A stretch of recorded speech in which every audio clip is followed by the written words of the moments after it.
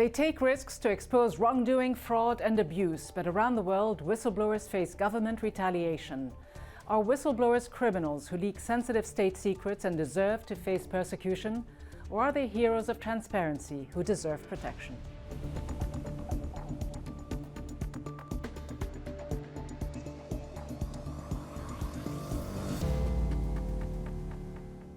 Hello and welcome to Bigger Than Five with me, Ghida Fakhry. An anonymous whistleblower has triggered the third ever impeachment inquiry into a sitting president in the United States. The vitriol from one end of the political spectrum and praise from the other has renewed a global conversation about the role of the whistleblower. Driven by conscience, whistleblowers shine a light on crime, corruption, or dangers to public health. When are they courageous truth-tellers? When are they traitors? And when are they simply a snitch?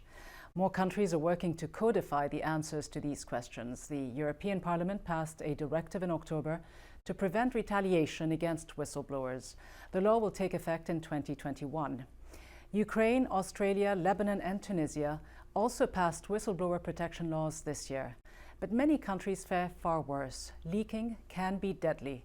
Here in Washington, the Trump administration announced its 8th indictment for the alleged leaking of sensitive information to the media. Julian Assange, the founder of Wikileaks, is also facing US charges under the Espionage Act for publishing leaked documents. Shortly, we'll be speaking with the man who replaced Assange as editor-in-chief of Wikileaks. But first, as whistleblowers continue to take serious risks to expose wrongdoing, we meet two whistleblowers on opposite sides of the world who say speaking out can be costly. Power does not yield willingly, and power is not going to take too kindly when it's called out. J'ai décidé de prendre mon courage et de rentrer dans cette lutte, dans cette résistance en me disant il faut le faire parce que demain, je voudrais que mon pays vive dans des conditions meilleures. Well, I work full-time at an Apple store, and I continue to speak out and defend life, liberty, and the pursuit of happiness. I served my country 4 times, twice in the military, once at CIA, and then as an NSA senior executive. And my first day on the job was 9/11.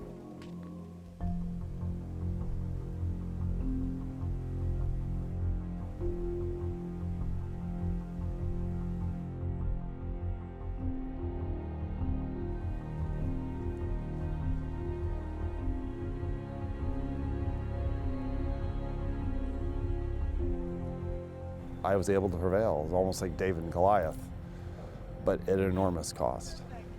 You lose your job, I have no pension, no retirement. Your entire social network is turned inside out and upside down. There's always going to be this asterisk next to your name. J'ai participé à cette enquête. Gestionnaire de beaucoup d'actifs du président Kabila et M. Yuma. Ça, c'est le relevé. On voit clairement. Ma première réaction, c'est de remonter à ma hiérarchie pour tenter de mettre au clair la situation et, si possible, de trouver des raisons et de corriger, pourquoi pas. Je rentre dans le bureau de mon DG, je lui expose le problème. Il ouvre son jaquette et je vois une arme. Et il me regarde dans les yeux en me disant qu'il est capable de me faire éliminer physiquement et même me faire éliminer toute ma famille. C'est ce qui explique la raison pour laquelle je vis aujourd'hui en France. Les documents qui ne sont pas aujourd'hui livrés au public, parce que là on voit 14 millions, ça fait un total de 42 999. Mais malheureusement, la corruption qui gangrène plusieurs systèmes de gouvernance en Afrique, et j'ai été satisfait de voir que ma petite pierre à l'édifice a contribué à faire émerger cette question qui est assez stratégique et sensible pour l'avenir de notre continent.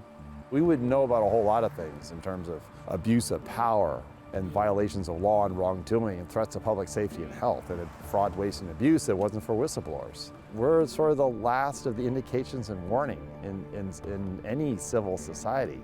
But what do I know? I spoke up, I didn't remain silent. So with Chelsea Manning in jail and Julian Assange awaiting trial in Britain's Belmarsh prison, How does Wikileaks, the organization that publishes leaked documents, view the current environment for whistleblowers? I'm joined by Kristinn Hrafnsson, investigative journalist and editor-in-chief of Wikileaks. Mr. Hrafnsson, Assange's case, like so many of the other recent whistleblowing cases, is being pursued as a case of espionage. Is whistleblowing espionage in your view, and did Assange commit espionage? No, of course he did not commit any espionage. He committed journalism. That is clear. That he has been approved as a journalist in his own country. He's a member of the Journalist Union there. He has been awarded the highest Australian award as a journalist.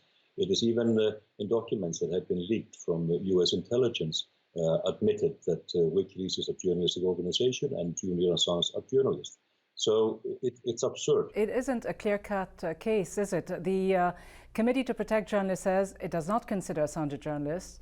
It did not include Wikileaks as a news organization either, saying that you did not follow certain editorial processes. You yourself said you can submit information to Wikileaks without being traced, and not knowing the source is probably the best security you can offer to the source itself. So how can you know how truthful the information that is published on Wikileaks is when you don't know who the source is and what their motivation might be? Well, we have experts in analyzing the documents that are submitted to us. And let me remind you that out of the millions of documents that Wikileaks has published, not a single one has been called out as a fabrication or unauthentic. So we have a 100% track record in that field. And let me remind you also that Wikileaks did set a standard in changing the media environment with this secure Dropbox that you were describing. Now you find the same thing to most media organizations. They've set up the same thing, not knowing then where the information came from. You simply analyze the documents, the information that is submitted to you.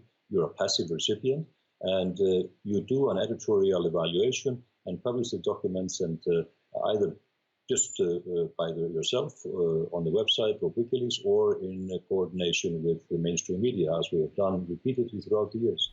And you have coordinated with the mainstream media. In fact, there were times you were considered, or at least Wikileaks was considered, the darling of the Western media, collaborating with the New York Times, with the Guardian. But these organizations have lately turned against Assange and Wikileaks. Do you see it this way? Do you see them as being complicit in this push to demonize Assange in many respects? They are absolutely complicit in that, and that has been confirmed by respected individuals like Neil Smeltzer, the Special Rapporteur on Torture, which specifically pointed out that the media, mainstream media, was complicit in creating this coordinated public mobbing of Julian Assange in the smearing campaign against him. But there is a change now. There's a change in the environment that I noticed in the last few months for the simple reason that slowly and gradually the editors and the journalists are understanding that there is no difference between the treatment of Julian Assange and the treatment that they might get. So what should happen then? Should they also face some kind of legal consequences for publishing some of the leaked information that Wikileaks provided them? Well, they could face those consequences, but they should rally behind Wikileaks and Julian Assange in stopping this absurd, politically motivated extradition to the United States. Julian Assange is a political prisoner. He is accused of a political crime. And actually, there's a bilateral treaty between the UK and the US which bans extradition on basis of political crimes. So this case should be dismissed outright. You say his case is a political case and should be dismissed outright, but what do you say to those who believe that Wikileaks should have responsibility as well when it comes to the national security of countries identified in some of these leaks? Well, it's been the talking point from the U.S. authorities ever since 2010 that there would be harm as a result of these publications by Wikileaks. Now, let me remind you that in the Chelsea Manning trial in 2013, a representative from the Pentagon was forced to admit that no harm had resulted because of this leak to any individual. So this is empty words. It's a propaganda tactic to try to claim any harm that as a result of this very important leaks, because the world should know about war crimes and the wrongdoing and the shady operations of an empire. There may be some consequences. Would you agree that the former chief of staff of the CIA, Larry Pfeiffer, said after the CIA leaks in 2017 that actually there could be potential serious harms where enemies could develop countermeasures against the CIA? What do you say to that? And what do you say to those who believe that Wikileaks has been instrumentalized and even weaponized by taking some information from the Russians? Well, it's very boring to repeat it over and over again, what Julian Assange has said, that there had been no information coming from Russian authorities. As I say, we have received information on national security matters, yes, but it's in the public interest to expose those secrets. And it is not the duty of journalists to keep state secrets if they can't control their material. If editorially you deem that it's in the interest of the general public to know these things, then it's the journalistic duty of the individual, as myself and my colleagues, to publish this and inform the general public. There's been a bit of an about-face with the Committee to Protect Journalists. They recently published a post in which they warned that a successful prosecution of Assange could have a chilling effect on investigative reporters and whistleblowers. How much of a threat would his prosecution be to freedom of speech and transparency? It's the worst attack on press freedom in my lifetime and possibly in our recent history. It will set a precedent, which means that because of the extraterritorial reach that the United States is taking in this case, any journalist anywhere in the world can face the same fate if he or she will publish information which embarrasses the United States or is deemed to be harmful for their interest in one way or the other. Let's not forget that under President Obama, the Espionage Act was used against whistleblowers again and again. We said at that time this was setting a very bad example because journalists would be next. Are you concerned at all that you could be next as successor to Assange, as editor-in-chief of Wikileaks? You are certainly in the crosshairs of the US government, the military, the intelligence services. Are you concerned that you could actually face a similar fate? A few of my colleagues and myself have been a subject of the same investigation, secret investigation, behind closed doors in front of a secret court in Virginia. So we can quite possibly be the next in line. But it doesn't change the fact of the matter. If you decide to become a journalist, you have a duty to follow your principles. And there are certainly many journalists in this world who are putting themselves in grave dangers in getting the truth out. And so what do you expect to happen next? I understand you met with Assange just in the last few days. You said this recently. You said if Julian Assange is taken to, quote, that devil's island across the Atlantic, his life is lost. Do you expect him to die in prison? That's what you said. Some doctors are saying that they're concerned that if he doesn't have urgent medical care, that might happen to him. He is in a maximum security prison in the UK, which is absolutely horrible to watch and observe. I saw him on Saturday. It's horrible that a person of his standard, which is not even serving a sentence, he's on remand, waiting trial, and an innocent man, according to law, is held in maximum security prison. If he is extradited, he is facing 175 years imprisonment. If you add up all the charges against him, he will end his life in the United States. So it's de facto a death sentence that he is facing. Yes, I worry for his life, and I worry for the life of journalism. You say you worry about the future of journalism, yet you have said that you believe the tide is turning and that you will win this. How do you win against the system? How do you win against tyranny? It's by getting the people on your side. We are seeing more and more politicians understanding the gravity of the matter, especially in Europe. I just saw a tweet from the former foreign minister in Germany and vice chancellor, who in support of Julian Assange. This is we need basically to stop this because the health of our democracies is at stake. Kristinn Hrafnsson, editor-in-chief of Wikileaks, thank you very much for joining us. Thanks for having me. While Assange faces extradition to the United States and 175 years in jail, Chelsea Manning, the former US Army intelligence analyst who leaked secret documents to Wikileaks, is back in jail for refusing to testify in the Wikileaks inquiry. But there are also many other whistleblowers who have recently taken on their governments and other powerful state institutions to expose wrongdoing. Muhammad Ali, a former construction contractor for the Egyptian military, spurred protests in Egypt this year after he released dozens of videos claiming corruption and mismanagement of state funds by the Egyptian president and top military officials. He is now in exile in Spain. Former Australian Army lawyer David William McBride will stand trial early next year for leaking defense documents to the press that reveal allegations of unlawful killings by Australian troops during the Afghanistan war. If convicted, McBride will face a lengthy prison term. An anonymous member of the Chinese political establishment provided internal documents to the press exposing the government crackdown and mass incarceration of the Uyghur Muslim minority in Xinjiang, China. Azia Abdullaheb, a Uyghur woman living in the Netherlands, went public this month, saying she helped publicize the leak and is now receiving death threats. An anonymous Iraqi whistleblower leaked secret spy cables to the press, detailing the extent of Iran's influence in power circles in Iraq last month. The source said they wanted to, quote, let the world know what Iran is doing in my country, Iraq.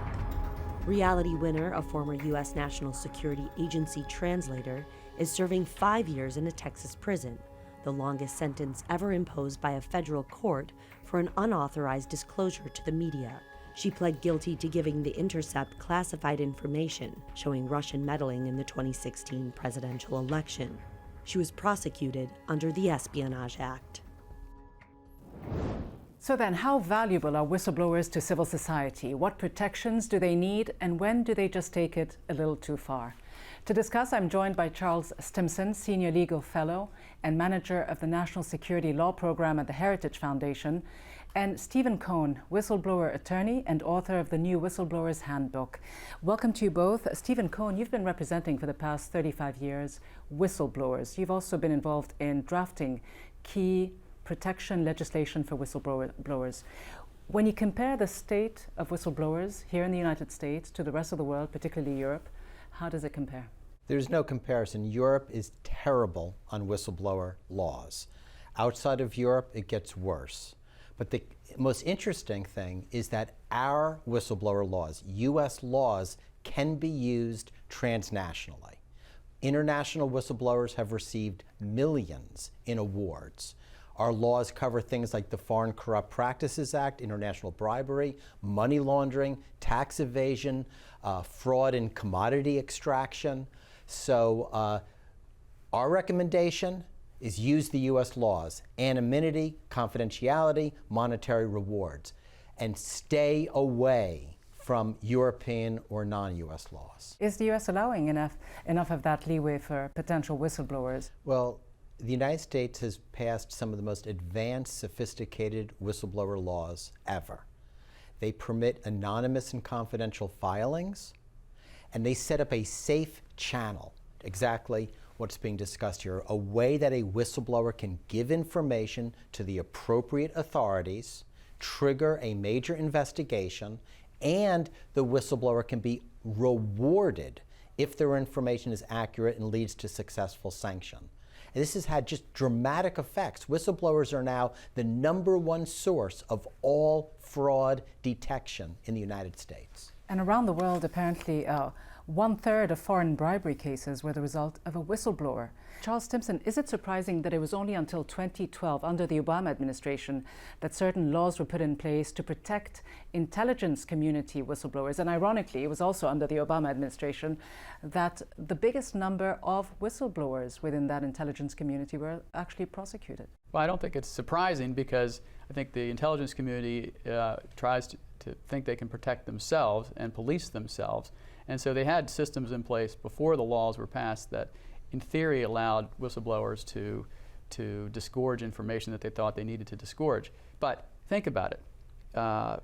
When you're in the intelligence community, and I'm not, but I've been in the Department of Defense and have a security clearance, and you have the privilege of holding on to classified information, you're in a quandary. if you see something that is bad, if you see something that is wrong, see something you know is criminal, you're a human being, you have a moral compass, hopefully, and you're going to want to tell somebody about it. So there has to be a pathway within that system that not only allows you to make known what's wrong or what you think is wrong, but also protect the very information or other programs that are out there so that the country doesn't suffer as a result of your disclosure. Stephen Kohn, is there enough of a pathway? No, but it's better than it was. In 2000, it took until 2014 for the first actual statute, law, was passed to prevent intelligence community whistleblowers from suffering retaliation. 2014. So it's still one of the weakest laws, but at least it exists. We think that intelligence community whistleblowers at some point need to have the protection of a federal judge. Protections need for make sure there's no leaking out of classified information, but they need to be able to go to court, get a judge, and get protection. They don't have that now. But how concerning is it, though, that potential whistleblowers who have access to information relating to national defense can actually get prosecuted under the espionage law? Does this undermine the First Amendment? From my view, absolutely. The Espionage Act being abused. What do you say, Charles Stimson? I say that the Act, however weak it is, provides for people to make what are called protective disclosures. So it's essentially a safe harbor. So if you follow this pathway that the statute lays out and the rules and regulations that implement the statute, then you're protected. But isn't the Espionage Act being misused? I don't think it is being misused. I've written about how I think it is capacious and probably too broad and needs to be refined. That's a separate topic. But I don't think it's being abused, and I also don't think it's been used. In reality, it hasn't been used hardly at all for those very reasons. But it is being used now against Assange and others. Are all whistleblowers who have national defense security leaks and documents, are they all spies and traitors? No. The Espionage Act is one of the most disgraceful laws in American history. It was passed in World War I, led to the imprisonment of thousands of innocent people, all of whom got pardoned later, for their opposition to World War I. It's a disgraceful law. It's overly broad.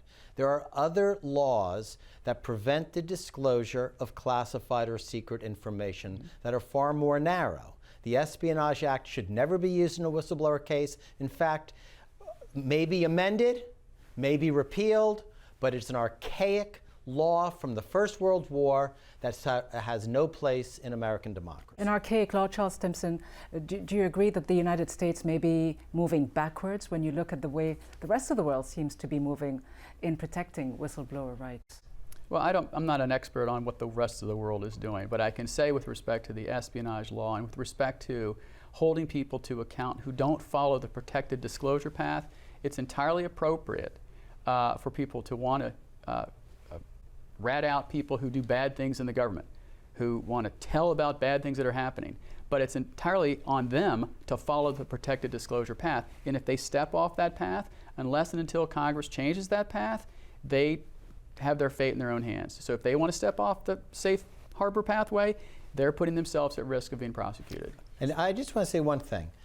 Yes, national security whistleblowers have been prosecuted in the United States. But I will say this. I've represented national security whistleblowers in major terrorism cases, blowing the whistle, and they did okay. They survived. And to compare the United States to other countries that would shoot these people on a dime, there's no way. Our whistleblower protections, even when they're bad, are better than what I see internationally. I work with international whistleblowers, and it is terrible out there. Right, but the EU is putting in place certain protections that could actually turn into law in 3 years' time. Now, just asking you to... Those EU protections are totally weak. You see them as weak? Oh yeah, I participated in that process. So finally then, Stephen Kohn, when historians will look back at 2019 and when they look back at the kinds of protections that whistleblowers are afforded, will they see that the world has crossed a certain threshold? Will they see that it has become easier for people to speak up on the basis of integrity than they used to be able to do in the past? And I'll tell you, that's a fantastic question, because in looking at some of the laws and the safe channels created under U.S. law, there is a pathway now. There's a pathway to expose corruption, bribery, frauds. There's a way to do it that works, and works remarkably well. The issue will be whether other countries follow those leads. All right, Stephen Kohn and Charles Stimson, thank you both very much. Thank you. Thank you. And so while more whistleblowers in the United States were prosecuted under the previous administration than under all past administrations combined, the fate of the current president may still depend on the revelations made by a whistleblower.